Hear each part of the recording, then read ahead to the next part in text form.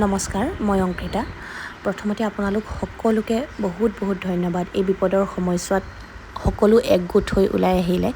আচলতে যোৱা 10টা দিন শিৱসাগৰ, চৰাইদেউ আৰু যোৰহাটৰ বিভিন্ন অঞ্চল বানে কিদৰে বিভীষিকাৰ সৃষ্টি কৰিলে, মানুহকে ধৰি জীৱ জন্তু চৰাই চিৰিকটিলৈকে ধ্বংসলীলাৰ যি এক পৰিৱেশ হ'ল, সেই পৰিৱেশৰ পৰা সকলোকে উদ্ধাৰ কৰিবলৈ যি আপ্ৰাণ চেষ্টা চলালে তাৰ বাবে বহুত ধন্যবাদ।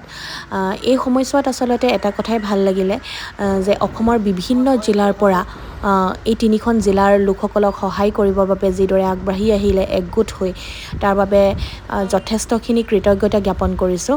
লগতে অসমৰ বাহিৰৰ বিভিন্নজনে, ভাৰতৰ বাহিৰৰ বিভিন্নজনে পাৰ্যমানে যিখিনি সহায় কৰিলে তাৰ বাবে যথেষ্টখিনি তেখেতসকলক ধন্যবাদ জ্ঞাপন কৰিছোঁ। লগতে অনাগত দিনকেইটাতো যাতে তেওঁলোকৰ সহায় সহযোগিতা থাকে তাৰ বাবে আমি আশা কৰিছোঁ।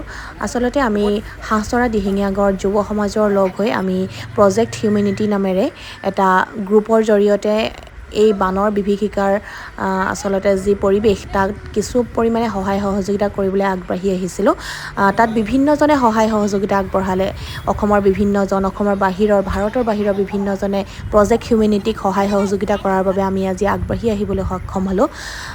লগতে বিভিন্নজনৰ যাৰ প্ৰয়োজনীয় বস্তু কিছুমান আমি কিনি দিবলৈ সক্ষম হ'লোঁ।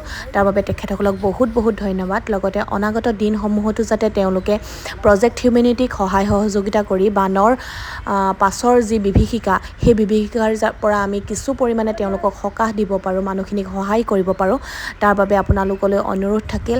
প্ৰজেক্ট হিউমেনিটিক সহায় কৰক যাতে আমি তেওঁলোকৰ ওচৰত গৈ আমি পাৰ্যমানে তেওঁলোকক সহায় সহযোগিতা কৰিব পাৰোঁ।